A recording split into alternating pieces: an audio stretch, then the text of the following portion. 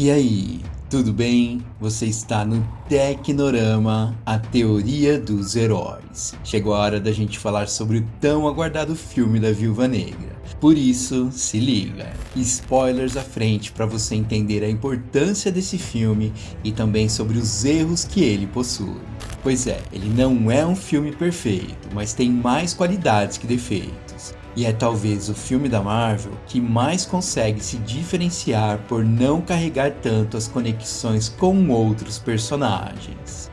Preparados? Então, bora!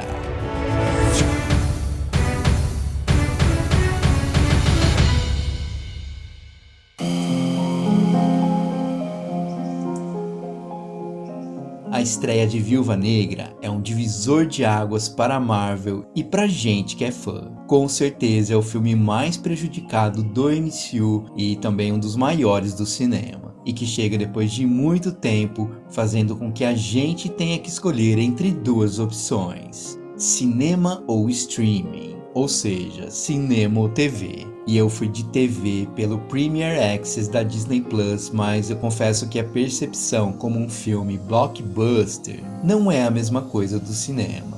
Com as séries, a gente sabe, é aquilo e ponto final. O formato atende a nossa demanda, mas com o filme a história é bem diferente. Então eu confesso que o impacto de algumas cenas e talvez da história poderia ter sido diferente se eu tivesse na sala de cinema. Mas escrevendo este review, eu tô tentando deixar este impacto de lado para focar em alguns pontos importantes aqui. E é por isso que eu começo dizendo que a minha expectativa era completamente diferente.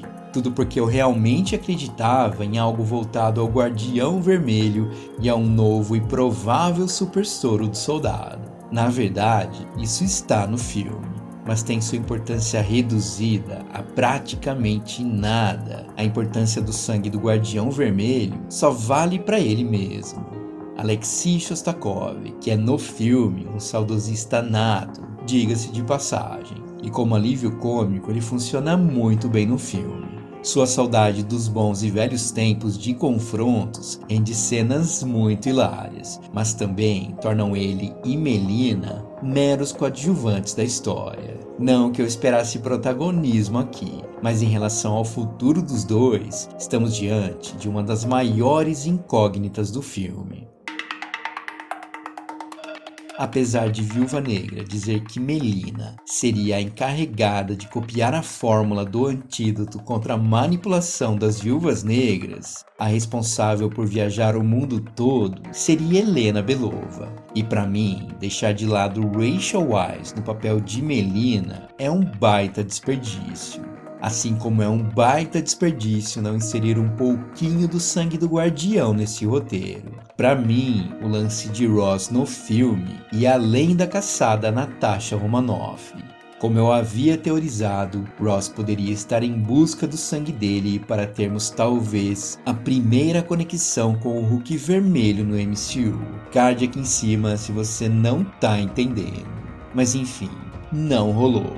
E essa teoria que eu tô falando encaixaria também com o roteiro real do filme. Ross aparece, na verdade, só para situar o fã entre Guerra Civil e Guerra Infinita. Para você que esperava um pouquinho mais dele, bem, já era. E ele é feito de bobo em duas situações. No começo e no final do filme.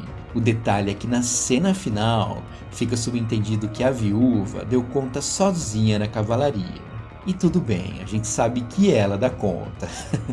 Mas as coisas fariam mais sentido se a cavalaria chegasse nos carrões pretos e Ross tivesse chegado dentro de um Quinjet. Pensa comigo. E deixa eu não tentar rir daqui pra frente. Natasha poderia muito bem sair dessa cena aqui pilotando um Quinjet. E pra gente, estaria tudo bem. Mesmo só demonstrando ela no ar, a gente teria entendido que Ross teria ficado a pé e bom, ela teria de certa forma dado conta de todos os outros e entrado nesse Quinjet. Só que 2 semanas depois, a gente se depara com a cena mais forçada da história do MCU. Pera aí, deixa eu ver se eu lembro de outra cena. Bom, tem algumas, né? Mas essa daqui... Ai, vamos lá. Eu pensei e não tem. Rick Mason existe nos quadrinhos, também conhecido como o Agente. E ele era um mercenário que se tornou um agente altamente secreto e que era especializado no manejo não letal de super-humanos. Só que no filme da Viúva Negra, ele é um ex-agente da SHIELD que é visivelmente interessado por ela. Mas ainda bem que essa parte romântica não rolou no filme. Com certeza isso deixaria o filme ainda mais confuso. Mas ele se tornou um aliado de Natasha depois que ela fugiu após os eventos de Guerra Civil. Ou T. Fagbale, eu acho que é assim que se fala, não sei, resumiu seu personagem da seguinte maneira na pré-estreia. Esse cara é um localizador de pessoas que não são tão afiliadas a exércitos e, enfim, pessoas que fazem parte do submundo. Bom, submundo, a gente poderia estar falando até de Madripoor aqui, não é verdade? Pois é, ok, a gente entendeu o seu papel, mas meu amigo, me diz, quem tem um Quinjet sobrando por aí na garagem de casa? Sério. Marvel, não se faz isso, ou melhor, não faça mais isso. Que forçada foi essa? Me diz. Além de seu personagem não agregar em nada a Natasha e ao próprio roteiro do filme. Completamente dispensável, e esse Quinjet no final já é uma cena que eu faço questão de esquecer. Como solução para isso, eu falei ali atrás, Natasha roubando um Quinjet de Ross seria muito mais condizente com a personagem e também com o final do filme. Mas enfim, dito isso, Mason é um baita erro do filme que, como eu disse, é o que menos tem conexões com personagens do MCU. Essa frase pode soar estranha, mas de fato é. Isso talvez não seja tão ruim. Tirando esses pontos que comentei aqui atrás, o quadradinho da Viúva Negra tem um desfecho excelente para a história da personagem, além de cenas de ação primorosas e várias cenas de emoção com Yelena Belova, que, vivida por Florence Pugh, é um grande acerto da Marvel. Ela manda bem demais. E esta cena do jantar demonstra que estamos diante de um futuro brilhante no MCU. O problema é que ao chegar na cena pós-créditos do filme, deu a impressão que esse espírito mais rebelde de Helena falou mais alto. Nossa amiga Val já a recrutou para trabalhos menores. Só que agora, Yelena quer aumento, e esse aumento vai ter que vir caçando um cara bem especial. Clint Barton, talvez o melhor amigo de Natasha Romanoff. Só que, segundo Val, ele é o assassino de Natasha. Uma grande manipulação de Valentina que deixa a série do Gavião Arqueiro ainda melhor. E Helena já tá ali, ó, mais uma peça provável da formação dos Thunderbolts, ou melhor, dos Vingadores Sombrios. Pra mim tá mais com cara de Vingadores Sombrios aqui. Mas enfim, o que importa pra gente é que Viúva Negra fecha um ciclo com maestria e com uma performance excelente de Scarlett Johansson, que, como sempre, entrega demais aqui.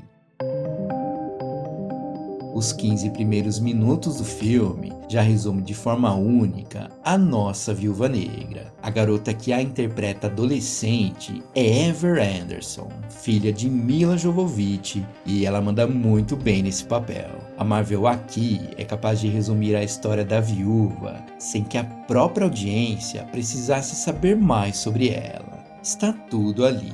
E apesar de eu não fazer ideia do potencial dos frascos, eu acho que como uma resolução para a libertação das viúvas, funciona muito bem.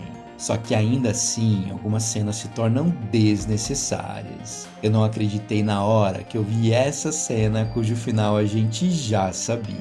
A gente já viu isso inúmeras vezes, sem necessidade, clichê total onde amigos ou parentes do passado se encontram e saem na porrada. Isso demonstra mais uma vez que o roteiro principal do filme talvez não renderia muito na trama. Isso é um problema. Problema principalmente porque na primeira cena com o treinador dava para alongar um pouquinho mais. Essa cena é muito curta, o que deixou a gente com mais vontade de ver mais sobre ele. Então, eliminando clichês e Mason dessa trama e talvez inserindo um pouquinho mais de treinador e de sua história, o saldo do filme com certeza seria mais balanceado. E sim, eu sei que temos a história do treinador contada aqui, mas a Marvel poderia ter dado mais importância para ele. Ou melhor, para ela, Antônia, filha de Dreykov, que Loki, veja só, já tinha soltado um baita spoiler pra gente em Vingadores lá em 2012. Só que a gente nem percebeu.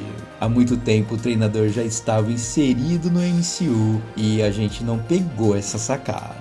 Então, devido a essa importância, a Marvel deveria ter trabalhado um pouquinho mais aqui.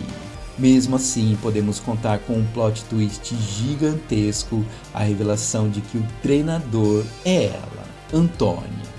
Pelo menos pra mim, me pegou de surpresa 100%. E esse tipo de conexão é o que faz toda a história de Natasha ser amarrada completamente. Afinal, o passado dela não há sombra em Guerra Infinita e nem em Ultimato, justamente porque o seu ciclo já estava fechado. Mas para fechar pra valer, era preciso encarar este cara aqui.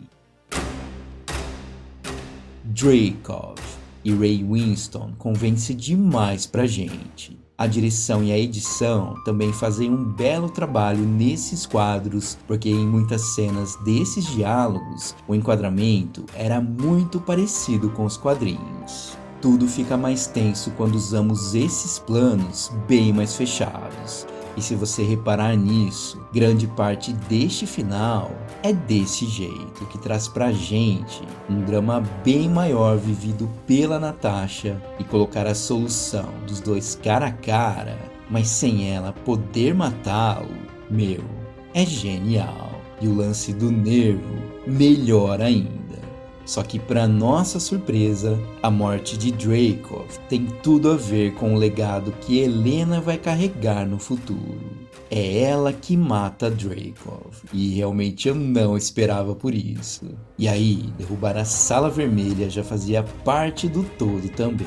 E essa solução de colocar a Sala Vermelha como opção aérea trouxe ao final do filme um fator de ação que já era necessário. Se não rolasse toda a ação do filme até o final, não teria sentido nenhum. Mas aqui neste final, eu só queria que essa cena durasse um pouquinho mais. Ah, e essa aqui também. Mais 3 minutinhos de luta antes que Natasha pudesse estourar o frasco, só pra gente ver mais do treinador. Este é o problema. Antônia, a.k.a. o treinador, ou melhor, a treinadora, será que ela tem futuro no MCU? Se o chip que foi implantado em sua nuca continuar ali, bem, podemos ter uma bela guerreira no futuro, com a diferença de que ela não poderá ser mais manipulada, o que leva ela diretamente para o lado dos mocinhos do MCU. Não sei se você já pensou nisso, mas ela se encaixa muito bem em algum derivado na Disney Plus e eu quero demais que isso aconteça.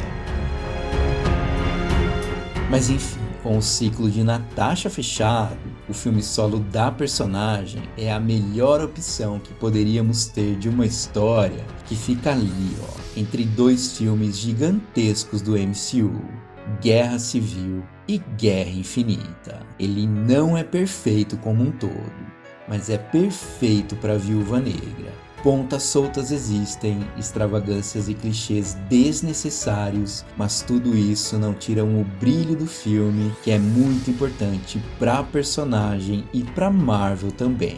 E acredite, a Marvel tentou fazer o seu melhor aqui.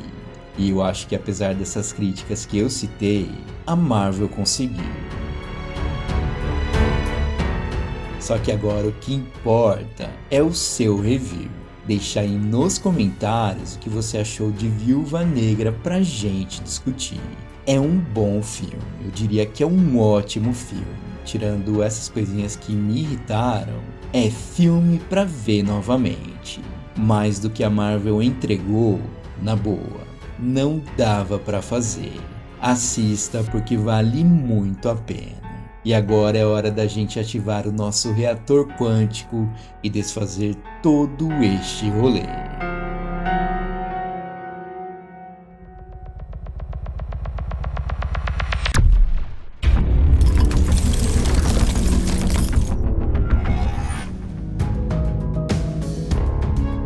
Bom, meus caros, é isso. Viúva Negra está nos cinemas e no Premier Access da Disney Plus. Isso significa que, desculpa, você não tem para não assistir. Com certeza não é uma obra-prima, mas fecha o arco de Natasha muito bem. E agora o que nos resta é torcer para o futuro de Helena Belova, assim como da treinadora também.